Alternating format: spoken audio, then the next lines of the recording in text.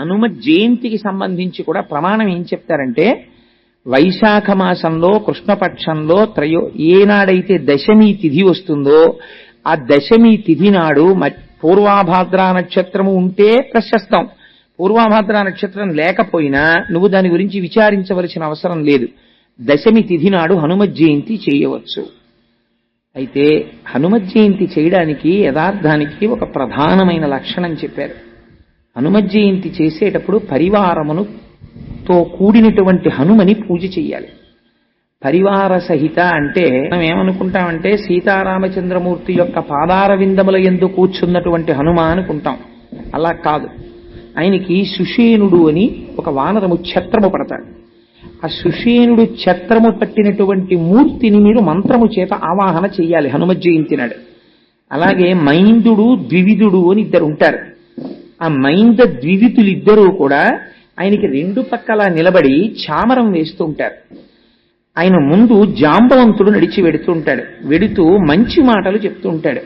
ఈ పని చెయ్యవచ్చు, ఈ పని చెయ్యకూడదు అది పెద్దవాడైనటువంటి జాంబవంతుడు ముందు నడుస్తున్నట్లు, ఆయన వెనకాతల మిగిలినటువంటి వానరముల యొక్క పేర్లు చాలా పేర్లు విజ్ఞాపన చేస్తారు. ఇటువంటి పరివారం ఏది ఉన్నదో అటువంటి పరివారముతో కూడినటువంటి హనుమకి ఇవాళ అర్చన చేస్తున్నాము అంటారు. శాస్త్రమునందు హనుమకి వివాహమైంది. ఆయన్ని సువర్చలా సమేత హనుమ అని పిలుస్తారు. సువర్చలా సమేతుడైనటువంటి హనుమకి కళ్యాణం చెయ్యడం కూడా శాస్త్రంలో అంగీకరించారు. అందుచేత సువర్చల అనేటటువంటి స్త్రీని వివాహం చేసుకున్నారు. తర్వాత ఇద్దరూ కూడా యోగమును అనుసంధానం చేశారు. అందుకే ఇప్పటికీ కళ్యాణం చేస్తే సువర్చలా సమేత హనుమకి లేదా సువర్చలని హనుమకి ఇచ్చి కళ్యాణం చేసినటువంటి సందర్భం, కళ్యాణం చేసినటువంటి ఘట్టములు, కళ్యాణోత్సవములు శాస్త్రమునందున్నాయి. హనుమ జయంతి చేయడానికి పెద్దలు ఒక మార్గం చెప్తారు. పరివార సహితమైనటువంటి హనుమని ఆవాహన చెయ్యాలి. అసలు ఇంకా ఒక పచ్చి యథార్థం నేను మాట్లాడవలసి వస్తే, హనుమ జయంతి జీవితంలో ఒక్కలా నువ్వు చేసినట్టయితే నీ వంశమంతా తరించిపోతుందన్నారు. ఎలాగో తెలుసా అండి? హనుమ జయంతి చేసేటప్పుడు హనుమ జయంతి తిథి నాడు గృహస్థు భోజనం చెయ్యకుండా ఉండకూడదు. ఒక పూట భోజనం చేసి తీరాలి. యతి పురుషులు ఇవాల్టి రోజున భోజనం చెయ్యకూడదు, పూర్ణోపవాసం చెయ్యాలి. ఎవరు హనుమత్ జయంతి చేస్తున్నారో ఆ హనుమత్ జయంతి చేసేటటువంటి గృహస్థు యొక్క భార్య జీవితంలో ఒక్క హనుమత్ జయంతి నాడైనా సరే గురువింద పీసులతో ఉపాసన అని ఒకటి ఉన్నది. అది కొంచెం క్లేశముతో కూడుకున్నది. నేను సభాముఖంగా దాన్ని ప్రస్తావన చేయను, ఎందుకంటే తెలిసి తెలియని వాళ్ళు ఎవరైనా అలాంటివి చేసే ప్రమాదం ఉంది కనుక. పరమ సాత్వికమైనటువంటి పద్ధతిలో ఒకటి ఉన్నది. హనుమత్ జయంతి నాడు ఇవాళ భర్త గారి పూజ అంతా పూర్తయిపోయిన తర్వాత భార్య స్వచ్ఛమైనటువంటి ఆవు నీతిని తీసుకుని వచ్చి అప్పాలని సాయంకాలం వరకు వేయించాలి. అంటే ఏమంటే అలా వేయిస్తే మాడిపోవా అని మీరు నన్ను అడుగుతారేమో. అంటే దాని ఉద్దేశం ఒకే వాయి వేయించమని కాదు. అప్పాలని సాయంకాలం వరకు ఎన్ని అప్పాలు చెయ్యగలిగితే అన్ని అప్పాలు. ఇప్పటికీ నాకు కొన్ని కుటుంబాలు తెలుసు, ఒకే గోత్రంతో ఉన్న కుటుంబాల్లో ఉన్నటువంటి తోడికోడళ్ళు అందరూ కలిసి హనుమత్ జయంతి చేస్తారు. ఎంత తేలిగ్గా చేసుకోవచ్చో తెలుసా అండి? చక్కగా భర్త గారు పూజామందిరంలో హనుమ అంత తొందరగా ప్రీతి చెందేటటువంటి మహాపురుషుడు మీకు ఇంకొకరు ఉండరు. ఆయన అనుష్ఠానం చేసుకున్న తరువాత నీతిలో అప్పాలు చేసి సాయంకాలం సీతారామచంద్ర ప్రభువుకి హనుమకి హనుమ యొక్క పరివారమునకు మీరు మంత్రముతో వారికి స్వాగతము పలికి ఉపాసన చేసి నివేదన చేసి, సీతారామచంద్ర ప్రభువు యందు అపారమైన భక్తి కలిగిన వాడు హనుమని ఉపాసన చేస్తున్నటువంటి వ్యక్తి హనుమ జయంతి నాడు మీకు తారసపడితే వారి ఇంటికి వెళ్ళేటటువంటి అంత చనువు మీకున్నా, వారు మీ ఇంటికి వచ్చేటంతటి అనుగ్రహం వారికి మీ యందున్నా ఒక విషయము చేత మీ జన్మ పండుతుంది అన్నారు. దేని చేత?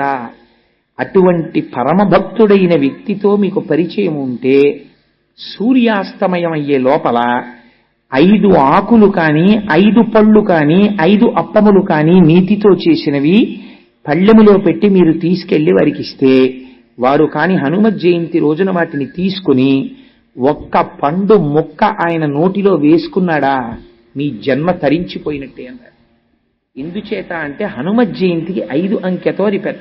అందుకని శాస్త్రం ఏం చెప్పిందంటే 5 పళ్ళు ఒకే జాతికి చెందినటువంటి 5 ఫలాల్ని ఇవాల్టి రోజున సీతారామచంద్ర ప్రభువు యొక్క పాదముల యందు అపారమైన భక్తి కలిగినటువంటి వాడు, హనుమని సేవించేటటువంటి వాడు, అటువంటి వారి ఇంటికి వెళ్ళగలిగిన చనువు నీకుంటే, ఎందుకనంటే ఇలాంటి పవిత్రమైన తిథుల యందు వారికి ఒక అధికారం ఉంటుంది. అందరితో మాట్లాడవలసిన అవసరం ఏమి ఉండదు, అనుష్ఠానం చేసుకుంటారు, లేకపోతే ఏదో చదువుకుంటారు కాబట్టి ఇవాళ మాట్లాడడం కుదరదండి.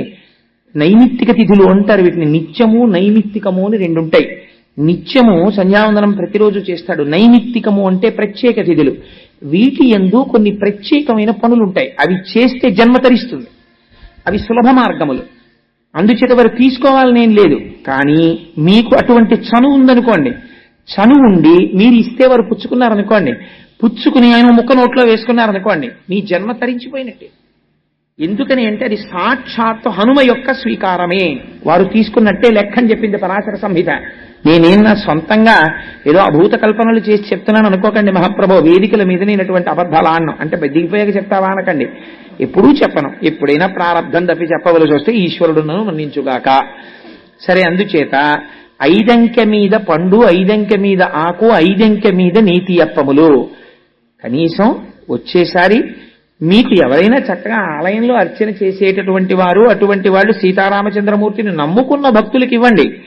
ఇస్తే మీరు తరిస్తారు. హనుమత్ జయంతి నాడు ఒక ప్రధాన నియమం ఉంది. మీరు వచ్చే సంవత్సరం మీ దేవాలయంలో హనుమత్ జయంతి చేసేటప్పుడు బాగా జ్ఞాపకం పెట్టుకోండి. హనుమ ఆవాహన ఎక్కడ తొందరగా జరుగుతుందో తెలుసా అండి? అరటి చెట్లు మీరు బాగా కట్టి అరటి గెలలు వంగి ఉండేటట్టుగా అలంకారం చేసి అప్పుడు హనుమత్ జయంతి చెయ్యాలి. నేను ఇవాళ మీరు అడిగారు కాబట్టి ఒక పరమ సత్యం చెప్పేస్తున్నాను. హనుమ తొందరగా ప్రసన్నులైపోవాలంటే ఎక్కడ చేయమని చెప్పిందో తెలుసా అండి పరాశర సంహిత? అరటి తోటలోకి వెళ్ళి హనుమ యంత్రం కానీ, హనుమ బొమ్మ కానీ, హనుమ అని రాసి కానీ మీరు అక్కడ పెట్టి, మీరు కానీ ఆ రోజున ఉపాసన చేశారా అరటి తోటలో, ప్రత్యక్షమైనటువంటి స్వరూపంతో స్వామి వచ్చి తీసుకుని తీరుతారని భయం ఇచ్చింది సంహిత. అన్నిటికన్నా ఆయన తొందరగా ప్రీతి దేనివల్ల పొందుతారో తెలుసా అండి? అరటి పండుగ. కదలి పూజ అని ప్రత్యేకమైనటువంటి పూజ ఆయనకి. కేవలం అలంకారంతో ఆయన తృప్తి పడిపోతారు.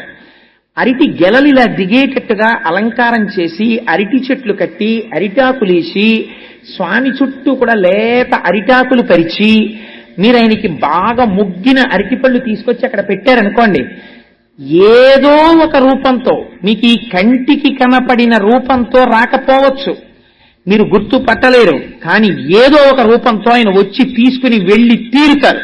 అందుచేత తొందరగా ప్రసన్నుడై వస్తే స్వామి వానర రూపంలో వస్తారు. అందుచేత అరటి ఆకులతో, అరటి చెట్లతో, అరటి గెలలతో ఆలయమునకు అలంకారం చెయ్యాలి. లేదా హనుమత్ జయంతిని మీరు ఎక్కడ మందిరంలో చేస్తున్నారో అక్కడ అలంకారం చెయ్యాలి.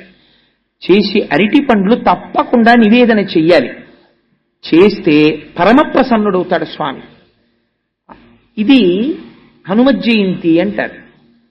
ఈ హనుమత్ జయంతి నాడు తప్పకుండా స్వామి హనుమ ఉన్నటువంటి దేవాలయంలో దర్శనం చేసుకోవాలి. హనుమ గురించి తప్పకుండా 4 మాటలు వినాలి. అయితే ఎవరు వినగలరు అన్నారు? ఎవరికి హనుమ యొక్క అనుగ్రహం కలగాలని హనుమ భావిస్తున్నారో వారు మాత్రమే వింటారు. అందరికీ అదృష్టం లభిస్తుందా? ఎవరికి ఆయన అనుగ్రహం కలుగుతుందో వారు మాత్రమే వింటారు. అందరూ వినడం అన్నది ఆయన అనుగ్రహం మీద ఆధారపడి ఉంటుంది. సరే, అందుచేత రెండవది మళ్ళీ తత్తుల్యమైనటువంటి రోజు వేరొకటి ఉన్నది. అది హనుమద్వ్రతము అని చేస్తారు. ఇది వైశాఖ మాసంలో వచ్చేటటువంటి బహుళ దశమి మధ్యాహ్నం స్వామి యొక్క ఆవిర్భావము కనుక హనుమత్ జయంతి. హనుమద్ వ్రతం ఎప్పుడు వస్తుంది అంటే మార్గశీర్ష మాసంలో శుక్లపక్షంలో వచ్చేటటువంటి త్రయోదశి నాడు హనుమద్ వ్రతం చేస్తారు. హనుమద్ వ్రతం ఎందుకు చేస్తారు? సత్యనారాయణ స్వామి వారి వ్రతం చేసినట్టు హనుమద్ వ్రతమునకు కూడా కల్పం ఏదైనా ఉందా? కల్పము అంటారు. బాగా జ్ఞాపకం పెట్టుకోండి మీరు ఆ మాట. మీరు ఎప్పుడైనా ఒక కల్పము ఉన్నదనుకోండి, కల్పము ఉంటే అది వైదికము అని గుర్తు. మీకు ఎక్కడో ఆ పద్ధతిని ఋషులు నిర్దేశించారు. ఆ ఋషులు నిర్దేశించిన పద్ధతిలో జరిగిన దానిని కల్పము అంటారు. సత్యనారాయణ స్వామి వారి వ్రతం చేస్తున్నారు అనుకోండి, కల్పోక్త ప్రకారేణ అంటారు. అంటే కల్పము ఎలా చెప్పిందో అలా చెయ్యాలి. దానికి ఒక పద్ధతిని ఋషులు నిర్ణయించి పెట్టారనమాట. అంటే మీకు అది ఖచ్చితంగా ఫలితాన్ని ఇచ్చేస్తుంది. హనుమద్ వ్రతమునకు కూడా కల్పము ఉన్నది. ఆ కల్పము ప్రకారము చెయ్యాలి. అయితే హనుమద్ వ్రతము ఎక్కడ చెయ్యాలి అన్నారు. అసలు యథార్థమునకు హనుమద్ వ్రతం ఎక్కడ చెయ్యాలో తెలుసా అండి? పంపానది తీరమునందు కూర్చుని మాత్రమే హనుమద్ వ్రతమును చెయ్యాలి. వేరొక చోట ఎక్కడ కూర్చుని కూడా హనుమద్ వ్రతమును చెయ్యరాదు. మరి ఏమండి, ఆ రోజున హనుమద్ వ్రతానికి మార్గశీర్ష మాసంలో శుద్ధ త్రయోదశి నాడు మేమందరం పంపానది తీరానికి వెళ్ళిపోయి చెయ్యమా వ్రతం అంటే, శాస్త్రము దానికి ఒక మినహాయింపు ఇచ్చింది. ఎలా చేస్తావు హనుమద్ వ్రతము అంటే, నువ్వు పంపానదీ తీరమునకు వెళ్ళలేకపోతే ఒక కలశని పెట్టి ఆ కలశలో నీరు పోసి ఆ కల్పమునకు దారములు కడతారు. అది శాస్త్రము తెలుసున్నటువంటి వారు, ఆ ప్రక్రియని నిర్వహించగలిగినటువంటి వారు కడతారు. కట్టి దాని మీద ఆ కలశ మీద ఆ కొబ్బరి బొండాన్ని పెట్టి ఆకులు వేసి అందులోకి పంపాజలముల యొక్క ఆవాహన మంత్రం చెప్తారు. ఆవాహన మంత్రం చెప్పిన తరువాత అప్పుడు నువ్వు పంపానది ఒడ్డున కూర్చున్నట్టే లెక్క. అప్పుడు కూర్చుని హనుమద్వ్రతం చేస్తారు. ఎందుకు చేస్తారు హనుమద్వ్రతం? నాతో వారు ఆ రోజున ప్రస్తావన చేసింది నాకు జ్ఞాపకం ఉంటే, సీతమ్మ తల్లి దర్శనం అయింది కదండి ఆ రోజున, అందుకని వ్రతం చేస్తారట కదా స్వామిని అని ఒక విషయం అడిగారు నన్ను. కానీ మీకు కాలము యొక్క గణని బట్టి చూస్తే రామాయణంలో అలా పొంతన కుదరదు. కానీ మార్గశీర్ష మాసంలో శుద్ధత్రయోదశి నాడు హనుమద్వ్రతమును ఎందుకు చేస్తారు అంటే, పరాశర సంహిత దీని గురించి చెప్పింది. 13 క్షేత్రములు ఉన్నాయి. వాటిని హనుమత్ పీఠములు అని పిలుస్తారు. ఆ హనుమత్ పీఠములలో పంపా తీరము ఒక పీఠం. అలాగే మీకు హనుమద్ వ్రతాన్ని ఎందుకు చేస్తారు అంటే, చంద్రవంశంలో సోమదత్తుడు అనబడేటటువంటి ఒక రాజు జన్మించాడు. ఆయనకి రాజ్య భ్రష్టత్వము వచ్చింది. రాజ్యమును ఆయన యొక్క శత్రువులు యుద్ధంలో ఓడించి తీసుకుపోయారు. ఆయన రాజ్యభ్రష్టత్వము వచ్చి వెళ్ళిపోయాడు. ఆ కాలములో అప్పటికప్పుడు విజయము కలగాలంటే ఏ వ్రతము చెయ్యాలి అన్నారు. పంపాతీరమునందు కూర్చుని మార్గశిర శుద్ధ త్రయోదశి నాడు చేసేటటువంటి వ్రతం అనుకోకుండా తిరిగి వచ్చింది. ఇప్పటికిప్పుడు నీకు విజయాన్ని ఇవ్వగలిగినటువంటి వ్రతం ఆ వ్రతం. మరి ఎలా ఇప్పుడు పంపాతీరానికి వెళ్ళడం అంటే, నీకేం భయం లేదయా, నువ్వు ఇక్కడే కూర్చుని ఉండు, నీకు కలశలోకి పంపాతీరమును ఆవాహన చేస్తాం అని ఆ రాజుతో వ్రతం చేయించారు. చేయిస్తే ఆయన పరమభక్తి శ్రద్ధలతో వ్రతాన్ని చేశారు. చెయ్యగానే హనుమ యొక్క అనుగ్రహం కలిగింది. హనుమ యొక్క అనుగ్రహం కలిగి విజయాన్ని పొందినటువంటి వాళ్ళల్లో ద్రౌపదీదేవి కూడా ఉన్నది. ద్రౌపదీదేవి కూడా హనుమ యొక్క ఆరాధన చేసినది. చేసి తన భర్తల యొక్క విజయాన్ని పొందగలిగింది. ఆయన కాలాతీతుడు, యుగములు మారిపోతుంటాయి కానీ హనుమ కనపడతారు మీకు.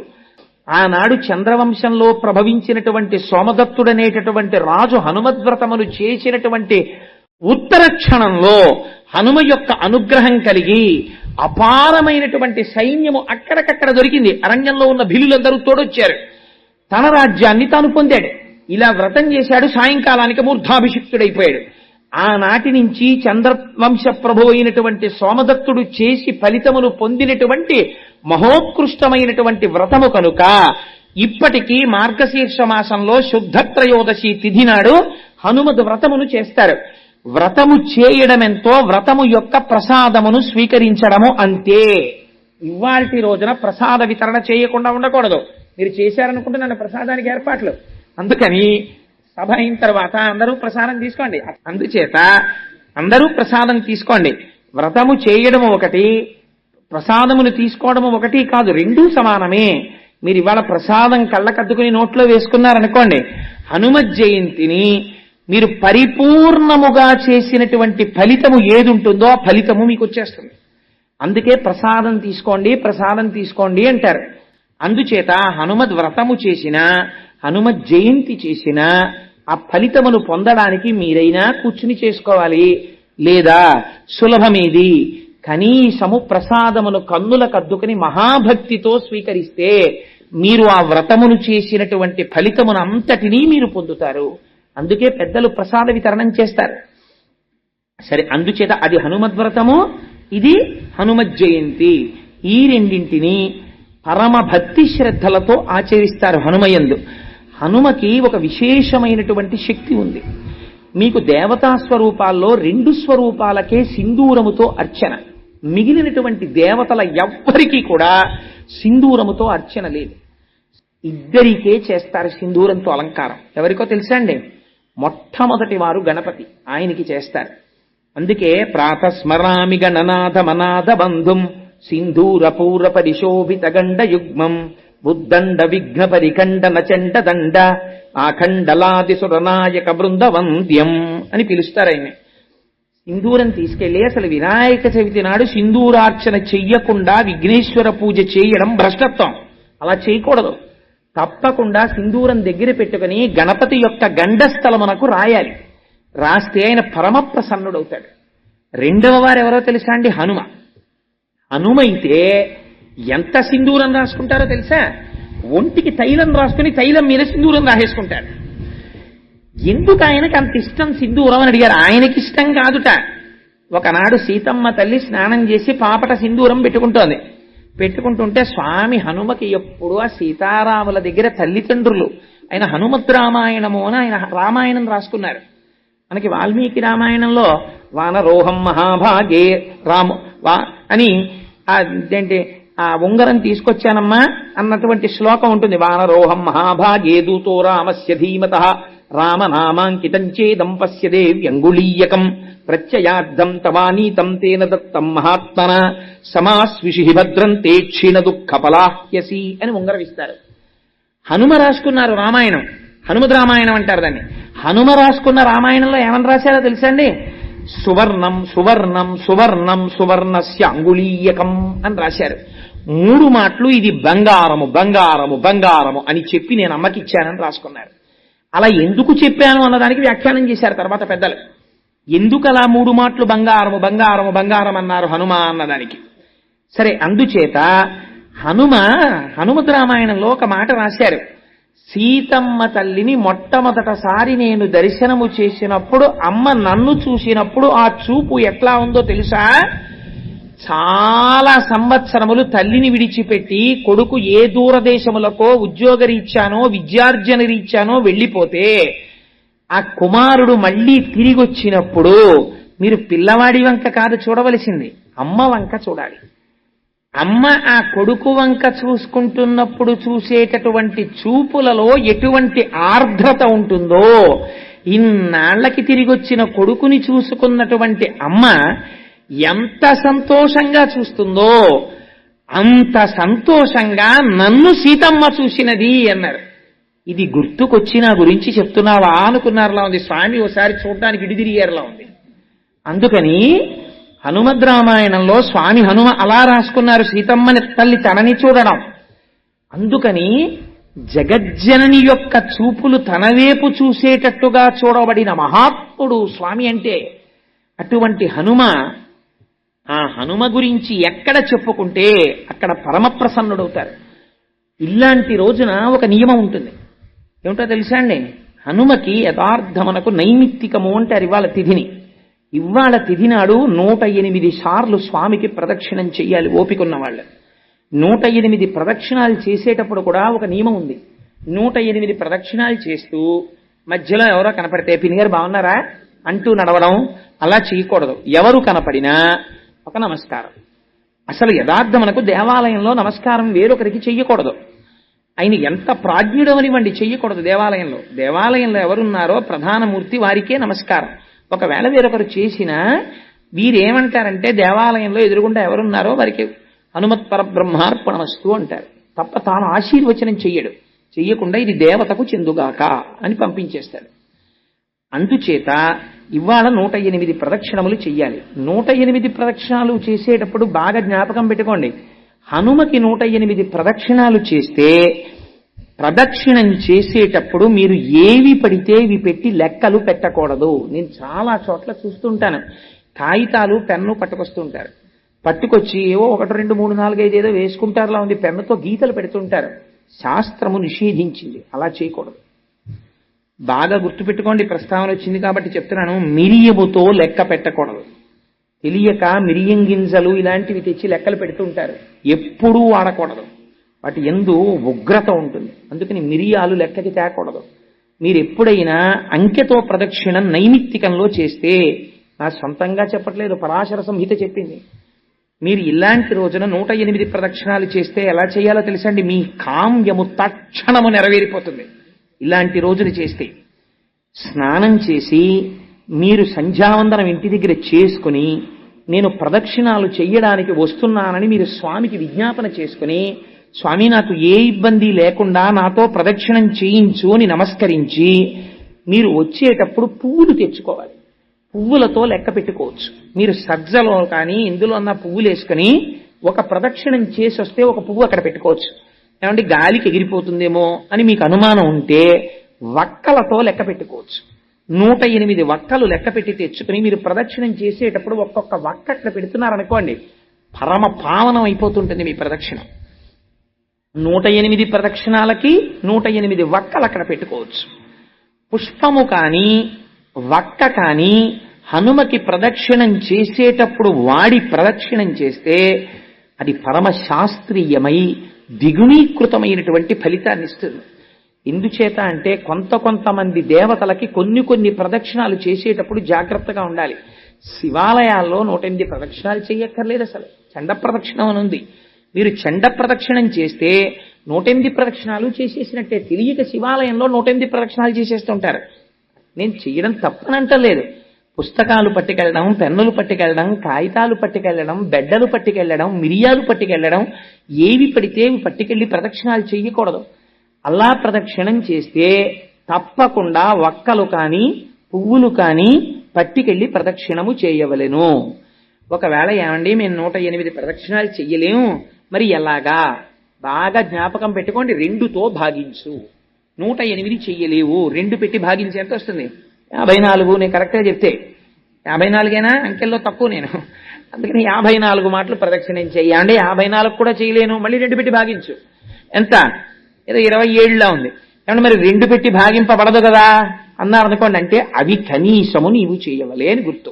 ఇంకా 2 చేత భాగింపబడదంటే 27 ప్రదక్షిణాలు కూడా చేసేటంతటి శరీర స్థితి నాకు లేదు అని నువ్వు అనుకుంటే అప్పుడు 11 మార్లు చేయాలంటే అది కూడా నేను చెయ్యలేను అంటే యథార్థమునకు చెయ్యలేను అంటే బాగా తినేసి వచ్చానండి చేయలేనంటే కాదు, లేకపోతే ఓపిక లేదండి అంటే కాదు, ఎగ్గొట్టే మార్గాలకు కాదు. నీ శరీరము నిన్ను అనుమతించకపోతే, అంతగా రోగగ్రస్తమై ఉంటే శరీరము, అప్పుడు 5 కూడా నేను చెయ్యలేను. 3 అది కూడా చెయ్యలేను. 1 అది కూడా చెయ్యలేను. మానసికం చేస్తే అపారమైన ప్రయోజనము. మనుష్య జన్మ ఎత్తి హనుమ జయంతి నాడు మీరు హనుమ దేవాలయానికి వెళ్ళక, హనుమ గురించి వినక, ప్రార్థనా శ్లోకము చెప్పక మీ రోజు గడిచిపోయింది అనుకోండి, మీ జీవితంలో ఒక మహద్భాగ్యాన్ని మీరు వదిలిపెట్టేసినట్టే.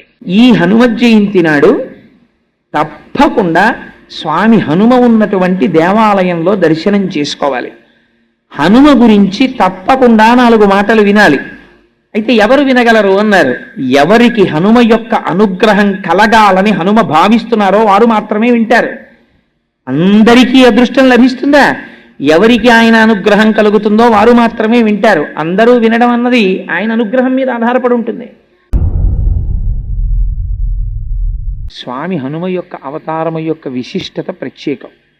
ఎందుకంటే ఆయన చిరంజీవి, ఆయన అప్పుడు ఇప్పుడు ఎప్పుడూ ఉంటారు. ఆయన భవిష్యత్ బ్రహ్మ, రాబోయేటటువంటి కాలంలో ఆయనే బ్రహ్మగారిగా సృష్టిని చేస్తారు. హనుమ యొక్క గొప్పతనం ఏమిటంటే, మీరు హనుమని ప్రార్థన చేస్తే ప్రసన్నుడవడం కన్నా, హనుమని ప్రార్థన చేస్తే, హనుమని పొగిడితే హనుమ యొక్క బలము హనుమకి తెలుస్తుంది.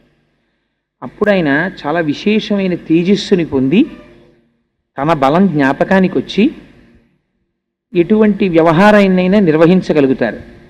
సాధారణంగా దేవతల యొక్క పరిస్థితి ఎలా ఉంటుందంటే, మీరు ఒక దేవతని స్తోత్రం చేస్తే ఆ దేవత మీ యందు ప్రసన్నుడవుతాడు, అంతేగాని ఆ దేవతకి తన శక్తి జ్ఞాపకం రావడం అన్నది ఉండదు. హనుమని ప్రార్థన చేస్తే హనుమ ఉత్సాహాన్ని పొందుతారు, తన శక్తిని తాను గుర్తిస్తారు. అప్పటి వరకు తనకి ఏమీ తెలియనటువంటి వాళ్లే కూర్చుంటారు. ఆ కూర్చోవడానికి ఉన్నటువంటి పరాకాష్ఠ ఎటువంటిదో తెలుసా అండి హనుమది? ఎత్ర ఎత్ర రఘునాథ కీర్తనం తత్ర తత్ర కృతమస్తకాంజలిం భాష్పవారి పరిపూర్ణలోచనం మారుతిం నమత రాక్షసాంతకం. ఎలా కూర్చుంటారు అంటే, ఎక్కడైనా రామకథ చెప్తుంటే, రామనామము చెప్తుంటే, రామ భజన చేస్తుంటే అందరికన్నా ముందు వస్తారట, అందరికన్నా ఆఖరణ వెడతారట, కన్నుల వెంట నీరు కారుస్తూ పరమ సంతోషంతో తనలో తానే రమించిపోతూ అక్కడ కూర్చుంటారు. ఎక్కడెక్కడికి హనుమ వస్తారో అక్కడక్కడ మంగళము జరుగుతుంది. హనుమని ఆరాధించేటటువంటి విధానంలో మనకి 2 తిథులు చాలా ప్రశస్తంగా కనపడతాయి. హనుమ యొక్క ఉపాసన, హనుమ యొక్క మంత్రము, హనుమ యొక్క ఆరాధనకి సంబంధించినటువంటి విశేషముల గురించి చాలా గొప్పగా మాట్లాడినటువంటి గ్రంథం పరాశర సంహిత. ఆ పరాశర సంహితలో హనుమ యొక్క విశేషాల్ని చాలా వైభవంగా వర్ణించారు. దశమి తిథి నాడు పూర్వాభాద్రా నక్షత్రం ఉండగా మధ్యాహ్నం వేళ మహానుభావుడు స్వామి హనుమ యొక్క ఆవిర్భావం. కానీ గమ్మత్తు ఏమిటంటే, శాస్త్రంలో ఏమన్నారంటే, ఒక్కొక్కసారి నువ్వు నక్షత్రమును చూడవలసిన అవసరం లేదు అన్నారు. ఈ నెలలో మనకి వైశాఖ మాసంలో వచ్చేటటువంటి కృష్ణపక్షంలో బహుళ దశమి నాడు మధ్యాహ్నం వేళ, ఒకవేళ ఏ కారణం చేతనైనా ఉత్తరాభాద్రా నక్షత్రం కలవకపోయినా సరే హనుమ జయంతిని మాత్రం చేసేస్తారు. హనుమ జయంతికి సంబంధించి కూడా ప్రమాణం ఏం చెప్తారంటే, వైశాఖ మాసంలో కృష్ణపక్షంలో ఏనాడైతే దశమి తిథి వస్తుందో ఆ దశమి తిథి నాడు పూర్వాభాద్రా నక్షత్రము ఉంటే ప్రశస్తం. పూర్వాభాద్రా నక్షత్రం లేకపోయినా నువ్వు దాని గురించి విచారించవలసిన అవసరం లేదు. దశమి తిథి నాడు హనుమ జయంతి చేయవచ్చు. తొందరగా ప్రసన్నుడై వస్తే స్వామి వానర రూపంలో వస్తారు. అందుచేత అరిటాకులతో, అరటి చెట్లతో, అరటి గెలలతో ఆలయమునకు అలంకారం చెయ్యాలి. లేదా హనుమ జయంతిని మీరు ఎక్కడ మందిరంలో చేస్తున్నారో అక్కడ అలంకారం చెయ్యాలి. చేసి అరటి పండ్లు తప్పకుండా నివేదన చెయ్యాలి. చేస్తే పరమప్రసన్నుడవుతాడు స్వామి. ఇది హనుమ జయంతి అంటారు. ఈ హనుమ జయంతి నాడు తప్పకుండా స్వామి హనుమ ఉన్నటువంటి దేవాలయంలో దర్శనం చేసుకోవాలి. హనుమ గురించి తప్పకుండా 4 మాటలు వినాలి. అయితే ఎవరు వినగలరు అన్నారు. ఎవరికి హనుమ యొక్క అనుగ్రహం కలగాలని హనుమ భావిస్తున్నారో వారు మాత్రమే వింటారు. అందరికీ అదృష్టం లభిస్తుందా?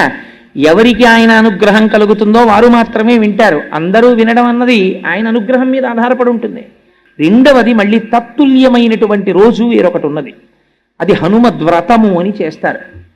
అంటే మార్గశీర్ష మాసంలో శుక్లపక్షంలో వచ్చేటటువంటి త్రయోదశి నాడు హనుమద్ వ్రతం చేస్తారు. దానికి ఒక పద్ధతిని ఋషులు నిర్ణయించి పెట్టారనమాట. అంటే మీకు అది ఖచ్చితంగా ఫలితాన్ని ఇచ్చేస్తుంది. హనుమద్ వ్రతమునకు కూడా కల్పము ఉన్నది. ఆ కల్పము ప్రకారము చెయ్యాలి. ఎందుకు చేస్తారు హనుమద్వ్రతం? పరాశర సంహిత దీని గురించి చెప్పింది. 13 క్షేత్రములు ఉన్నాయి. వాటిని హనుమత్ పీఠములు అని పిలుస్తారు. ఆ హనుమత్ పీఠములలో పంపా తీరము ఒక పీఠం. అలాగే మీకు హనుమద్ వ్రతాన్ని ఎందుకు చేస్తారు అంటే, చంద్రవంశంలో సోమదత్తుడు అనబడేటటువంటి ఒక రాజు జన్మించాడు. ఆయనకి రాజ్య భ్రష్టత్వము వచ్చింది. రాజ్యమును ఆయన యొక్క శత్రువులు యుద్ధంలో ఓడించి తీసుకుపోయారు. ఆయన రాజ్యభ్రష్టత్వము వచ్చి వెళ్ళిపోయాడు. ఆ కాలములో అప్పటికప్పుడు విజయము కలగాలంటే ఏ వ్రతము చెయ్యాలి అన్నారు. పంపాతీరమునందు కూర్చుని మార్గశిర శుద్ధ త్రయోదశి నాడు చేసేటటువంటి వ్రతం అనుకోకుండా తిథి వచ్చింది. ఇప్పటికిప్పుడు నీకు విజయాన్ని ఇవ్వగలిగినటువంటి వ్రతం ఆ వ్రతం. మరి ఎలా? ఇప్పుడు పంపాతీరానికి వెళ్ళడం అంటే నీకేం భయం లేదయా? నువ్వు ఇక్కడే కూర్చుని ఉండు, నీకు కలశలోకి పంపాతీరమును ఆవాహన చేస్తాం అని ఆ రాజుతో వ్రతం చేయించారు. చేయిస్తే ఆయన పరమభక్తి శ్రద్ధలతో వ్రతాన్ని చేశారు. చెయ్యగానే హనుమ యొక్క అనుగ్రహం కలిగింది. హనుమ యొక్క అనుగ్రహం కలిగి విజయాన్ని పొందినటువంటి వాళ్ళల్లో ద్రౌపదీదేవి కూడా ఉన్నది. ద్రౌపదీదేవి కూడా హనుమ యొక్క ఆరాధన చేసినది. చేసి తన భర్తల యొక్క విజయాన్ని పొందగలిగింది. ఆయన కాలాతీతుడు. యుగములు మారిపోతుంటాయి కానీ హనుమ కనపడతారు మీకు. త్రేతాయుగంలో హనుమ ఉన్నారు, ద్వాపర యుగంలో హనుమ ఉన్నారు. గరుడ గర్భభంగాన్ని చేసినటువంటి వ్యక్తి హనుమి. అందుచేత సత్యభామ యొక్క గర్వభంగం చేసినటువంటి వారు కూడా హనుమే. ఎందుకంటే సత్యభామకి చాలా అహంకారం ఉండేది, నా అంత అందగత్తె లేదు ప్రపంచంలో అని.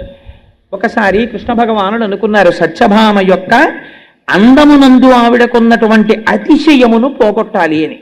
తన భార్య యొక్క అందమునకు ఉన్నటువంటి అతిశయమును భర్తే పోగొడితే అది అంత మర్యాదగా ఉండదు, కొంచెం కఠినంగా మాట్లాడవలసి వస్తుంది. అందుకని కృష్ణ భగవానుడు చతురుడు కనుక ఆయన హనుమకి కబురు చేశారు, హనుమ ఒక్కసారి రావలసినది అని. అంటే హనుమ ఒక విచిత్రమైన స్వరూపం. గరుడు వెళ్ళి చెప్పారు, కృష్ణుడు నిన్ను దర్శనానికి రమ్మంటున్నారు. కృష్ణుడితో మాకేం పని, మేము రామదర్శనం అయితేనే చేస్తామన్నారు. కృష్ణుడు ఆయనకి రామావతారమనందున్న ప్రీతి అటువంటిది, రాముడే పిలుస్తున్నాడని మళ్ళీ కబురు చేశారు. ఇందులో అంతర్భాగంగా గరుడ గర్వభంగం కూడా చేశారు. ఆయన చేస్తే రమ్మని కబురు చేశారు. చేస్తే గరుడు అనుకున్నాడు, నా అంత వేగంగా హనుమ ఎక్కడెడతారు, పాపం చాలా వృద్ధుడు ఆయన, ఏదో ఆ తోటలో కూర్చునో పండు తింటున్నారు, అందుకని మీరంత వేగంగా వెళ్ళలేరేమో, నా మూపున కూర్చోండి, మా స్వామి దర్శనానికి తీసుకెడతానన్నారు. అంటే హనుమ అన్నారు, నా స్వామి రాముడా పిలిచినది అని ఒక్క దూకు దూకారు. గరుడుడి కన్నా వేగం ఉన్నవాడు ఉంటాడు కదా. గరుత్మంతుడు ఆశ్చర్యంగా ఇలా చూశారు, వెళ్ళిపోయారు. ఆయన ఎటు వెళ్ళిపోయాడు ఈయనని ఆయన గబగబా వచ్చారు అంతఃపురంలోకి. వచ్చే లోపల జరిగిన విచిత్రం ఏమిటో తెలుసా అండి, సుదర్శనుడు అడ్డొచ్చాడు. అక్కడ సుదర్శన చక్రం అడ్డొచ్చి, లోపల రాముడు ఉన్నాడు ఏమిటి, కృష్ణుడు ఉన్నాడు, నువ్వెలా పెడతావు, నా అనుగ్రహం లేకుండా, నా అనుమతి లేకుండా వెళ్ళడానికి వీల్లేదన్నాడు. ఈయనెవరు నాకడ్డు రావడానికి అని చటుక్కుని చేత్తో పట్టుకుని నోట్లో పెట్టుకుని మింగేశారు. ఆయన మింగేసి లోపలికి వెళ్ళిపోయారు. వెళ్ళిపోయి రామచంద్రమూర్తి పాదముల కృష్ణుడు రాముడిగా దర్శనమిచ్చారు. ఆయనకి దర్శనం ఇవ్వగానే వెళ్ళి రాముడి పాదముల మీద పడిపోయి కన్నీటితో అభిషేకం చేసేశారు. చేసేసి పక్కకి చూశారు, మా అమ్మ సీతమ్మ పాదాలేవని. ఇలా పైకి చూశారు, సత్యభామాదేవి నిలబడింది. స్వామి ఇదేమిటి మీ పక్కన, మా అమ్మ కదా ఉండాలి, దాసి ఉన్నదేమి అని అడిగారు. అడిగితే సత్యభామ ఆశ్చర్యపోయింది. ఆశ్చర్యపోతే కృష్ణ భగవానుడు అన్నాడు, ఈమె దాసి కాదు, ఈ అవతారమునందు నా పత్ని సత్యభామ, మీ అమ్మ సీతమ్మ రుక్మిణీ అంశతో ఉన్నది అన్నారు. అప్పుడు సత్యభామకు అర్థమైంది. అప్పుడు కృష్ణుడు అన్నారు, నువ్వు లోపలికి వచ్చేటప్పుడు హనుమా నిన్నెవరో అడ్డగించలేదా అన్నారు. అడ్డగించకే స్వామి, మీరు అలా అంటే గుర్తొచ్చింది, ఎవరో సుదర్శన చక్రంట, నువ్వెలా లోపలికి ఎడతావన్నాడు, స్వామి మింగిశాను అడ్డొస్తోందని. ఉండండి మీరు అలా అన్నారు కాబట్టి వదిలేస్తాను బయటికని గభాలను త్రేణుకు త్రేయించి పక్కన పారేశారు. అప్పుడు సుదర్శన చక్రానికి కూడా గర్వభంగం అయింది. అప్పుడు వచ్చాడు గరుత్మంతుడు. హనుమ వచ్చారా ఇటని, రావడం ఏమిటి, లోపలికి వెళ్ళి మాట్లాడడం కూడా అయిపోతోందన్నారు. అప్పుడు వచ్చి నిలబడ్డాడు తెల్లబోయి చూసి, గరుత్మంతుడా చూశావా హనుమ వేగం అన్నారు. నన్ను మించిన వేగం లేదనుకునేవండి స్వామి, ఇంతమందికి ఏకకాలమునందు పాఠం చెప్పేశారు. గరుత్మంతుడికి గర్వభంగం అయిపోయింది, సుదర్శనుడికి గర్వభంగం అయిపోయింది, సత్యభామకి గర్వభంగం అయిపోయింది. ద్వాపర యుగం వరకు మహానుభావుడు గర్వభంగము చేస్తూ ఉద్ధరించినటువంటి మహోత్కృష్టమైనటువంటి స్వరూపం హనుమ యొక్క స్వరూపం. ఆనాడు చంద్రవంశంలో ప్రభవించినటువంటి సోమదత్తుడనేటటువంటి రాజు హనుమద్వ్రతమును చేసినటువంటి ఉత్తర క్షణంలో హనుమ యొక్క అనుగ్రహం కలిగి అపారమైనటువంటి సైన్యము అక్కడికక్కడ దొరికింది. అరణ్యంలో ఉన్న భిలులందరూ తోడొచ్చారు. తన రాజ్యాన్ని తాను పొందాడు. ఇలా వ్రతం చేశాడు, సాయంకాలానికి మూర్ధాభిషిక్తుడైపోయాడు.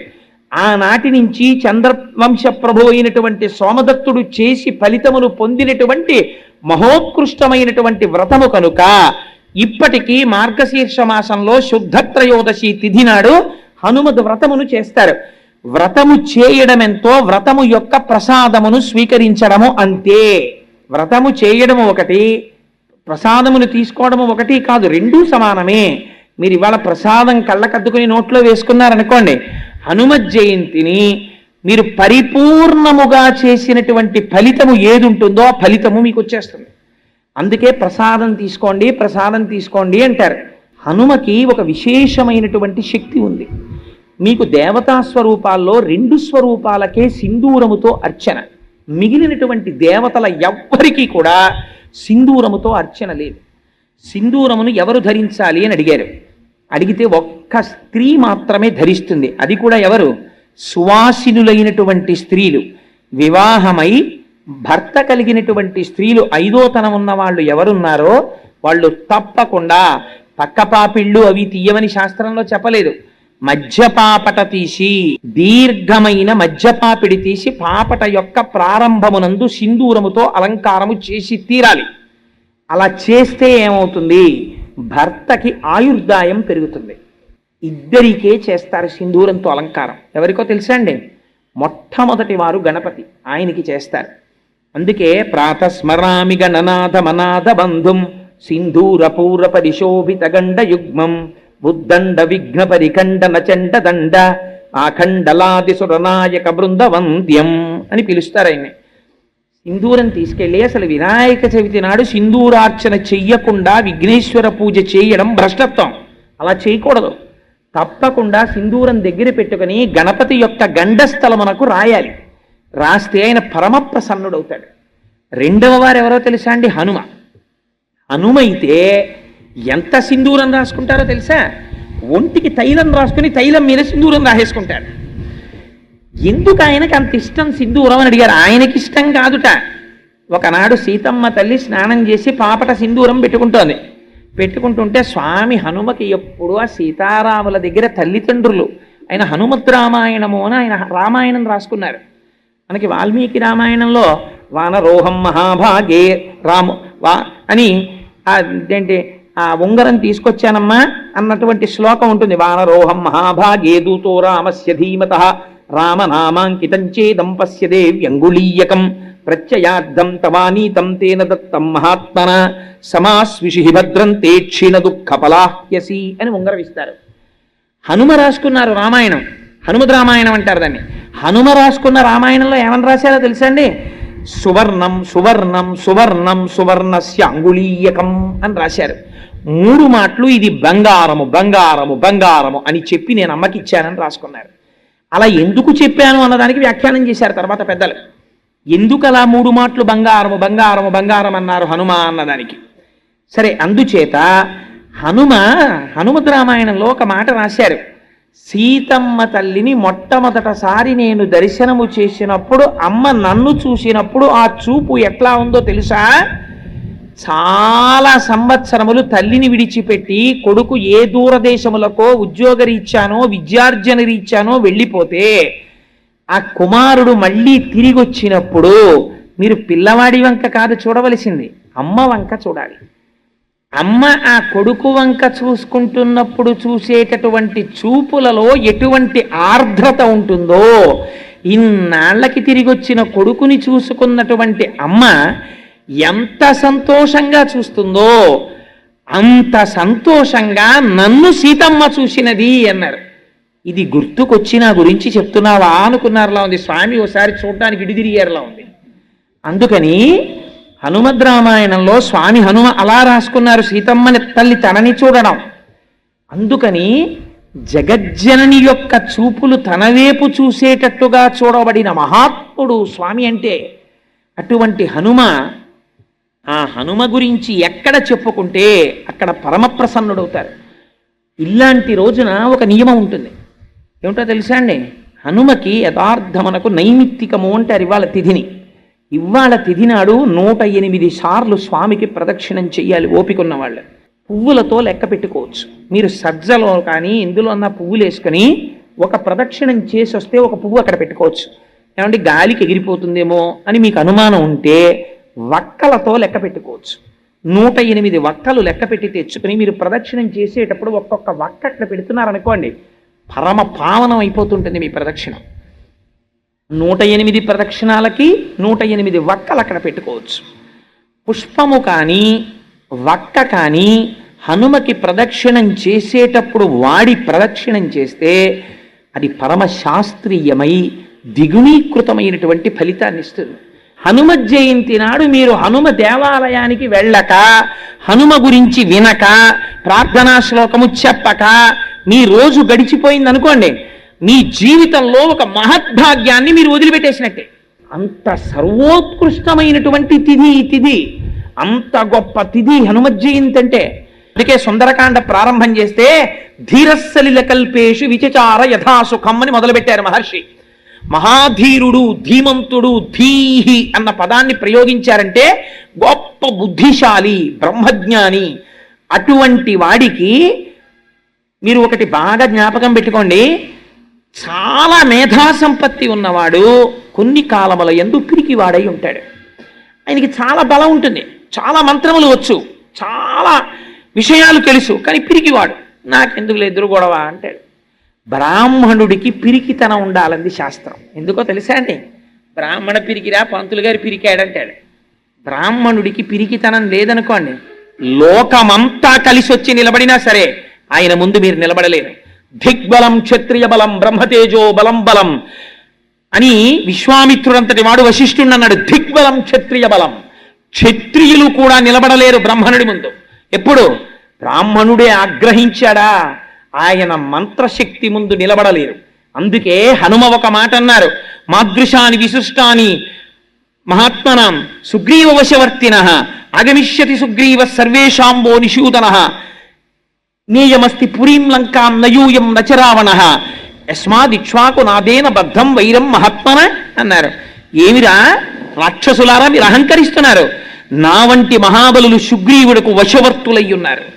సుగ్రీవుడు వస్తున్నాడు, సుగ్రీవుడు అడుగు పెట్టాడా, సుగ్రీవుడు అంటే అంటే మంచి గ్రీవం అంటే కంఠము కలిగిన వాడు, వేదమును ఉపాసన చేసిన వాడు, స్వరము తెలిసిన మహాపండితుడు, వేదము యొక్క మంత్రముల చేత ప్రతిపాదింపబడిన పరబ్రహ్మ యొక్క స్వరూపమును గుర్తిరిగినటువంటి మహాపురుషులైనటువంటి వారు, బ్రహ్మజ్ఞానులైనటువంటి వాడు, యోగి పురుషుడైనటువంటి హనుమ ఆత్మదర్శనమైన తరువాత, సీతమ్మ దర్శనమైన తరువాత ఈ మాట అన్నారు, నీయమస్తి పురీం లంకాం నయూయం నచరావణ. ఈ లంక లేదు, మీరు లేరు, ఈ రాక్షసులు లేరు, సర్వనాశనం అయిపోతోంది. ఎందుకవుతోంది?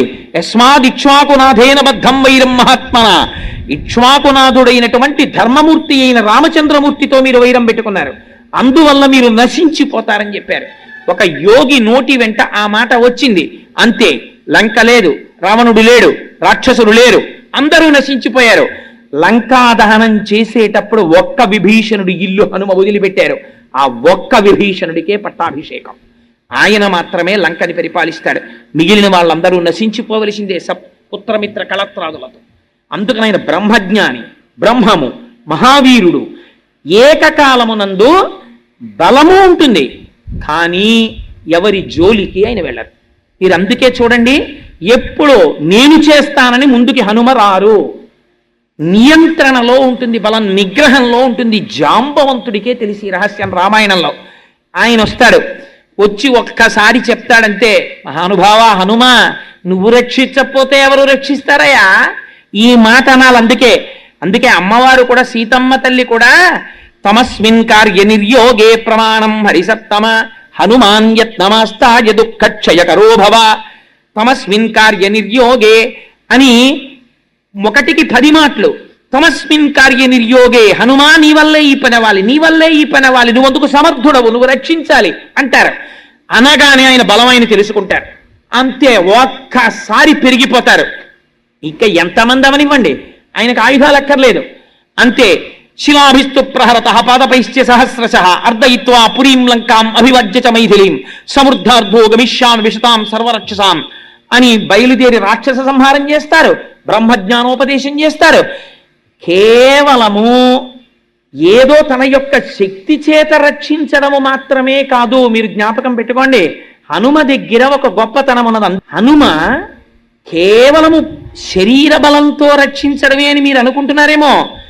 హనుమ కాలాతీతుడై రక్షణ చేస్త. హనుమతో సంఘం ఉందనుకోండి మీకు. సుగ్రీవుడు హనుమని నమ్ముకున్నాడు. ఒక్కొక్కసారి హనుమ ఎలా మాట్లాడేవారో తెలుసా? సుగ్రీవుడిని తలకాయ తీసేసుకోవాలి సుగ్రీవుడు. రామలక్ష్మణులు నడిచి వచ్చేస్తున్నారు కిష్కింధకాండలో. చూశాడు సుగ్రీవుడు, అంతే భయపడి పారిపోతున్నాడు. ఎందుకు అలా పారిపోతున్నావు అన్నారు హనుమ. వాళ్ళని చూస్తే చూడు ఎలా ఉన్నారో, చాలా తేజోవంతులుగా ఉన్నారు, నన్ను చంపడానికి మా అన్న పంపించి ఉంటాడు, అందుకని పారిపోతున్నానన్నారు. అంటే హనుమ అడిగారు, రేపు పొద్దున్న రాజ్య పరిపాలన చెయ్యవలసినటువంటి ప్రభువుకు ఉండవలసిన లక్షణం ఏదైనా ఉందా నీలో? ఇంత పిరికితనమా? వచ్చిన వారెవరో తెలుసుకోకుండానే పరుగులు పెడుతుంటావా? ఏమిటి దైన్య బుద్ధి, సిగ్గుగా లేదు నీకని అడిగారు. అడిగితే సుగ్రీవుడు అన్నాడు, అయితే నువ్వు వెళ్ళి కనుక్కొస్తావా వాళ్ళు ఎవరో అన్నాడు. అని మళ్ళీ ఎంత అనుమానం అంటే, నువ్వు హనుమగా విడితే నాకు భయం, వేషం మార్చుకుని వెళ్ళన్నాడు. తన ప్రభువుకి నమ్మకం కల్పించడం కోసమని తాను పరివ్రాజకుడిగా మారి రామలక్ష్మణుల దగ్గరికి వెళ్ళారు.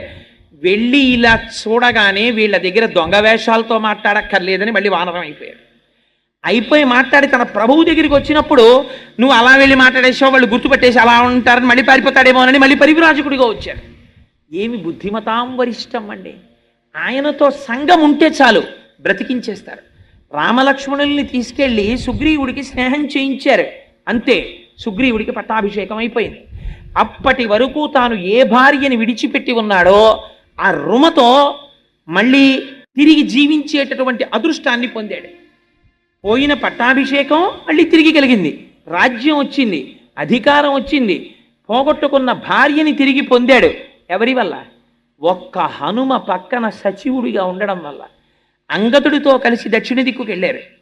వెడితే అంగదుడు అనరాని మాటలన్నీ అన్నాడు సుగ్రీవుణ్ణి. నాకేం యవరాజ్య పట్టాభిషేకం కావాలని చేశాడనుకుంటున్నావా?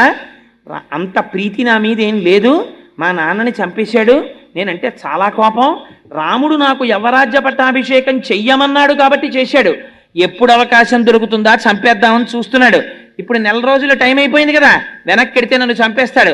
మా పిన తండ్రి సంగతి నీకేం తెలుసు, నేను రాను ప్రాయోపవేశం చేస్తానన్నాడు. నిజంగా మాట్లాడడం అంటే ఏమిటో మీరు హనుమ దగ్గర తెలుసుకోవాలి.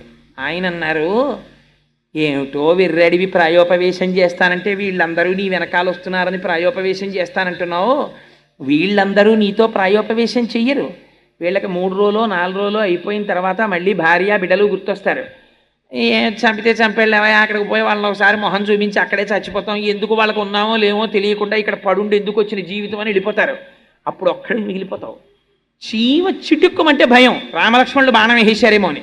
ఈ పర్వత గుహని డొల్ల చేసేస్తాయి లక్ష్మణ బాణాలు. నువ్వు ఎక్కడ దాక్కున్నా విడిచిపెట్టడు. నువ్వు శరణాగతి చేశావా వదిలిపెట్టేస్తాడు. అందుకని రామలక్ష్మణుల యొక్క బాణముల ధాటి నుంచి తప్పుకుందామని అనుకోకు అంగదా. వెనక్కి రా, కార్యం మీద బయలుదేరు, నా మాట విను, సముద్ర లంఘనం చేద్దాం బయలుదేరమని తీసుకెళ్లారు. హనుమతో సంబంధం, హనుమ మాటలు, హనుమ స్తోత్రం మిమ్మల్ని ఉద్ధరించేస్తాయి. స్వామి హనుమ యొక్క స్వరూపం అంటే సాధారణమైన స్వరూపం కాదు. మీరు ప్రదక్షిణం చేసి నమస్కరించినంత మాత్రం చేత అనారోగ్యమును చక్కదిద్దగలిగిన వాడు. బుద్ధిర్యశో బలం ధైర్యం.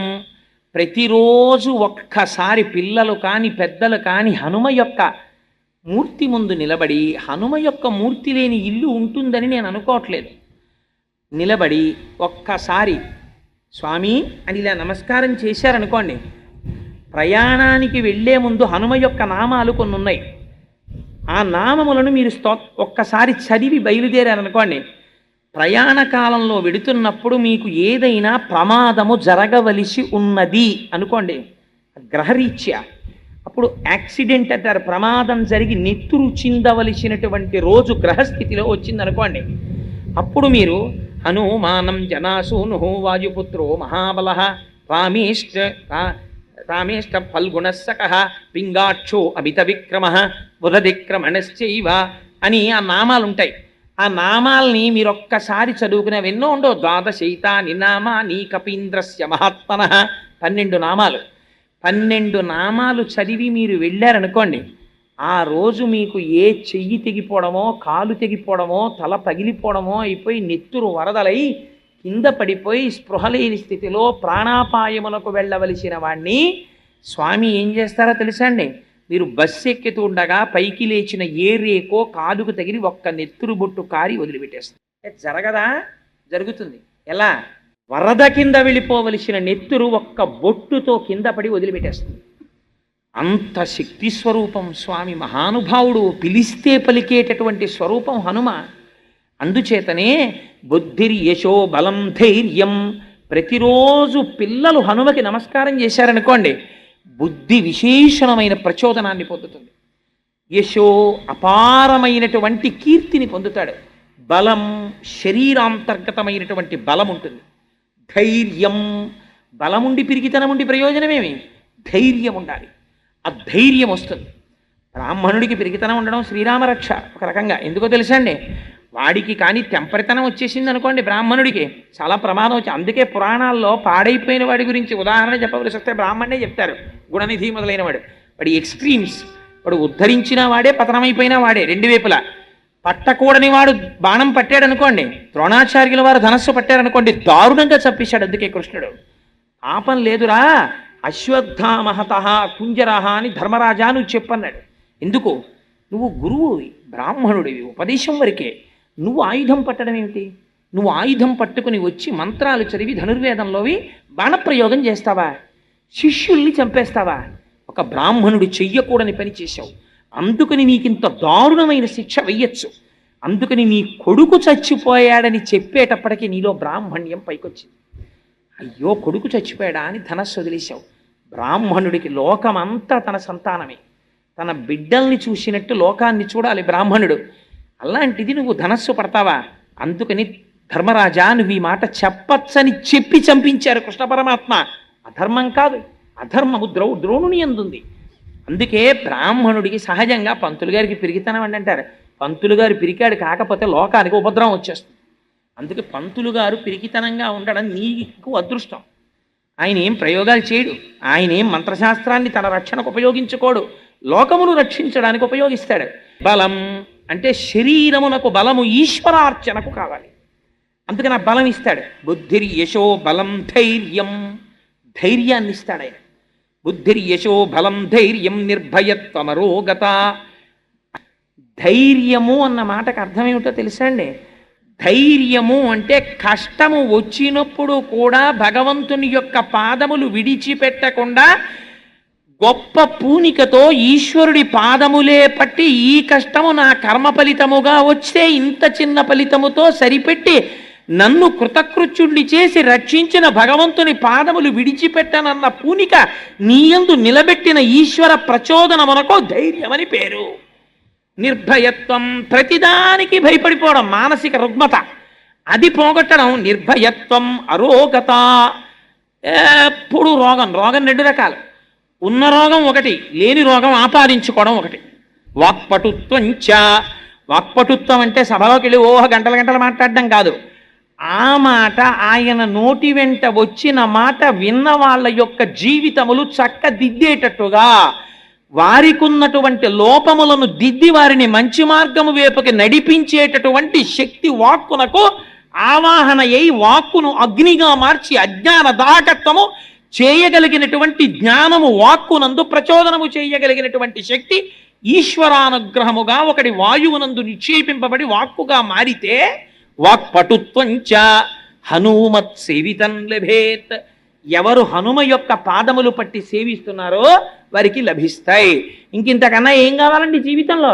ఋషులు నీకు అభయం ఇచ్చారు, ఇవన్నీ నీకు ఉంటాయిరా, నువ్వేం చేయక్కర్లేదు. స్వామి ఉన్నారన్న పూనికతో ఒక్క నమస్కారము చెయ్యి. ఆ పూనిక ప్రధానం. తులసీదాస్ గారు తెల్లవారుజామున చంద్రభాగా నదిలో స్నానం చేద్దామని చీకట్లో ప్రార్థన చేసుకుంటూ భజన పాడుకుంటూ వెళ్ళిపోతున్నారు. వెళ్ళిపోతుంటే పాపం రెండు కళ్ళు లేనటువంటి అంధుడు ఒక ఆయన ఇంట్లో ఉండేవాడు. ఆయన ఇంట్లో వాళ్ళు నీకు కళ్ళు లేవు, ఏ పనికి పనికిరావు, కానీ నీకు మాత్రం 3 పూట్లా పెడుతూ ఉండాలి, మేపుతూ ఉండాలని తిడుతుండేవారు. ఎందుకు ఈ జన్మ, ఆత్మహత్య చేసుకు చచ్చిపోదామని చెప్పి ఆయన బయలుదేరి చీకట్లో ఎవరూ చూడకుండా, మనకి తెల్లారకట్ట లేచి సంధ్యావందనం చేయాలంటే తెల్లారకట్టే బాగా నిద్రపడుతుంది. 4 గంటల నుంచే బాగా నిద్రపడుతుంది చాలామందికి. చూడండి 3 వరకు నిద్రపట్టదండి, 3కి నిద్రపడుతుంది, పాలవాడు వచ్చేస్తామని బాధపడతాడు వాడు. ఎందుకంటే మరి పాలవాడి రూపంలో వచ్చి వీడిని లేపాడు అనుకోడు. అప్పుడు పడుకుంటేనే బాగా నిద్రపడుతుంది వాడికి. సో నేను ఎందుకు చెప్పానంటే ఈ మాట, ఇంతకీ తెల్లవారుజామున చంద్రభాగా నది ఒడ్డున పాపం తిరుగుతూ స్నానం చేద్దామనుకున్నటువంటి ఆ తులసీదాస్ గారు అనుకోకుండా ఆత్మహత్య చేసుకుందామని చెప్పి వచ్చిస్తున్నటువంటి వ్యక్తిని గుద్దేశారు. ఆయన పడిపోయాడు. పడిపోతే తులసీదాస్ గారు చూసి ఆయన్ని పైకి లేపి అన్నారు, నాయనా నేనంటే ఏదో భజన స్తోత్రం పాడుకుంటూ చూడలేదు, నువ్వైనా చూడలేదా నాయనా, చూడవయ్యా అన్నారు. అనేటప్పటికీ ఆయన కళ్ళు వచ్చేసాయి. మహానుభావ మీరు చూడండి అనేటప్పటికీ కళ్ళు వచ్చాయి. ఆయన పాదాల మీద పడి నమస్కారం చేశారు. నదిని దాటి రాత్రులందు శత్రువులు వస్తారేమో అని పహరా కాస్తున్నారు సైన్యం. వాళ్ళు చూశారు. చూసి గబగబా వెళ్ళి పాదుషాకి చెప్పారు, ఏమి అద్భుతం, తెల్లవారుజామున తులసీదాసు గారు చంద్రభాగా నది ఒడ్డును తిరుగుతూ అక్కడ కనపడినటువంటి ఒక అంధుణ్ణి గుద్దేసి చూడమంటే కళ్ళు వచ్చాయన్నారు. వెంటనే పాదుషా అన్నాడు, తులసీదాస్ గారిని సభకి తీసుకురండి అన్నాడు. తీసుకొచ్చారు. తీసుకొస్తే తులసీదాస్ నువ్వేవో కొన్ని గారడీలు చేస్తావుట కదా, చెయ్యి అన్నాడు. అంటే తులసీదాస్ గారు అన్నారు, నాకు గారడీలు చెయ్యడం అలవాట్లేదు, నేను గారడీ చేసేవాడిని కాను, అంటే ఆయన అన్నాడు, నువ్వు తెల్లవారకట్ట ఎవరో కళ్ళు లేని వాడిని చూడు అంటే కళ్ళు వచ్చేయట కదా, అలాంటివి కొన్ని ప్రదర్శించి ఇప్పుడు అన్నారు. నేను ప్రదర్శించడం ఏమిటి? అనుకోకుండా నా నోటి వెంట వచ్చినటువంటి మాట అబద్ధం కాకూడదని సత్యం చేసిన వాడు భగవానుడు. కన్నులు నేనివ్వలేదు, ఈశ్వరుడు ఇచ్చాడు. ఎందుకు ఇచ్చాడు? వీడు చూడు అన్నాక కూడా వాడు చూడలేకపోతే వీడు అన్న మాట వ్యర్థమైపోతుందని నా మాట నిజం చెయ్యడానికి ఈశ్వరుడు అనుగ్రహించాడు. అది మరిచిపోయి నన్ను గారడీ చేయమంటాయేంటి? అలా చేసేవాడిని నేను కాను. అలా నేను ఏదో వేళంబరానికి అవి ఇవి చెయ్యను. అది ఆనాడు నా నోటి వెంట అప్రయత్నంగా వచ్చింది. ఆయనకి కళ్ళు లేవన్న విషయం కూడా నాకు తెలియకుండా వచ్చింది. కానీ వీడి నోటి వెంట వచ్చిన మాట అబద్ధం కాకూడదని స్వామి చేశాడు. అంతేగాని అస్తమానం నేను అలా చేస్తానే, అది తప్పు, నేను చేయనన్నాడు. నేను చెప్పినా చేయవా అన్నాడు. నువ్వు రాముడి కన్నా గొప్ప, నేను చేయనన్నాడు. అంటే నేను చెప్పినా వినటం లేదు కనుక కొరడాలతో కొట్టండి అన్నాడు. అహంకారం అనేటప్పటికీ చుట్టూ ఉన్నటువంటి ఆ సైన్యం వచ్చారు కొరడాలు పట్టుకుని తులసీదాస్ గారిని కొట్టడం కోసమని కొరడాలు పైకెత్తారు. అప్పుడు తులసీదాస్ గారు హనుమాన్ చాలీసా చేశారు. మహానుభావుడు స్వామి హనుమ మీరున్నారు, నన్ను రక్షించి తీరుతారని మనస్సులో హనుమని ఉపాసన చేస్తూ తులసీదాస్ గారు చాలీసా చేశారు. చాలీసా చెయ్యగానే పరమ సత్యం ఏమిటో తెలుసా అండి? పాదుషా కోట నిండా ఎక్కడ చూసినా కోటలే, గోడల మీద కోతులు, గవాక్షంలో కోటలు, కిటికీల మీద కోతులు, ఎక్కడ చూసినా కోతులు, పెద్ద పెద్ద బంగారు నేత్రములు మెరిసిపోతూ మహోగ్రంగా నిలబడ్డాయి. ప్రతి సైనికుడి చేతిలో కొరడాని ఆయుధాలని కోతులు పట్టేసుకున్నాయి. ఆఖరికి కొడదామని వచ్చిన వాళ్ళ చేతుల్లో కొరడాలు కూడా లాగేశాయి. ఆయన పరవశించిపోతూ చాలీసా చదివేస్తున్నారు. అప్పుడు పాదుషా మొఘలాయి సామ్రాజ్యంలో డెనాసిటీలో ఎప్పుడూ జరగలేదు. తను కూర్చున్నటువంటి సింహాసనాన్ని విడిచిపెట్టి పారిపోయాడు లోపలికి. పారిపోయి నాకు ఇవాళ తెలిసింది హనుమ యొక్క వైభవం అంటే ఏమిటో. తులసీదాస్ గారికి పట్టుబట్టలు ఇచ్చి విడిచిపెట్టండి పూజ చేసి అన్నాడు. ఎక్కడ నుంచి వచ్చాయో కోతులు అలాగే వెళ్ళిపోయాయి. ఆనాటి నుంచి ఈనాటి వరకు మా స్వామి హనుమ యొక్క రక్షకత్వం అంతే. మీరు ఉపాసన చేసి మనసు పెట్టి ఆయన ఉన్నారు అని మీరు ప్రార్థన చెయ్యాలంతే. మిమ్మల్ని రక్షించి తీరుతారు, ఆ విషయంలో మీకు సందేహం లేదు. సత్యం సత్యం పునఃసత్యం. అంతటి మహానుభావుడైన హనుమ ఆయనకి పూజ కోరుకోరు. ఎత్ర ఎత్ర రఘునాథ కీర్తనం తత్ర తత్ర కృతమస్తాకాంజలిం. ఎక్కడ రామచంద్రమూర్తి యొక్క స్తోత్రం జరుగుతుందో అక్కడకొచ్చి తల ఒగ్గి కన్నులు వెంట నీరు కారుస్తూ నమస్కరిస్తూ పొంగిపోయి ఆయన కూడా భజన చేస్తారట. ఇవాళ పరమపావనమైనటువంటి రోజు హనుమ జయంతి కనుక మా స్వామి సంతోషపడిపోయేటట్టు మనందరం కలిసి హనుమ గురించి, రామచంద్ర ప్రభువు గురించి ఒక్క 5 శ్లోకాలు, మీకు తెలియనివి కావు, కొత్తవి కావు, నేను చెప్తాను, మీరు చెప్పండి. గోష్పదీకృతవారాసిం మశకీకృతరాక్షసం. స్వామికి వినపడాలి, సంతోషించాలి, నా బిడ్డలు ఎంత ఆనందంగా చెప్తున్నారని. మశకీకృతరాక్షసం రామాయణ మహామాలా రత్నం వందే అనిలాత్మజం అంజనానందనం వీరం జానకీ శోకనాశనం కపీశమక్షహంతారం వందే లంకాభయంకరం మనోజవం మరుతతుల్యవేగం జితేంద్రియం బుద్ధిమతాం వరిష్టం వాతాత్మజం వానరయూధముఖ్యం శ్రీరామదూతం శిరసా నమామి ఆపదామపహర్తారం దాతారం సర్వసంపదాం లోకాభిరామం శ్రీరామం భూయో భూయో నమామ్యహం. శ్రీరామచంద్రం శ్రితపారిజాతం సీతాముఖాంబోరుహ చించరీకః సమస్తకల్యాణగుణాభిరామః నిరంతరం మంగళమాతనోతు. మంగళాశాసనపరై మదాచార్య పురోగమై సర్వైశ్చ పూర్వైరాచార్యై సత్కృతాయాస్తు మంగళం. మంగళం కోసలేంద్రాయ మహనీయ గుణాత్మనే చక్రవర్తి తనూజాయ సర్వభౌమాయ మంగళం.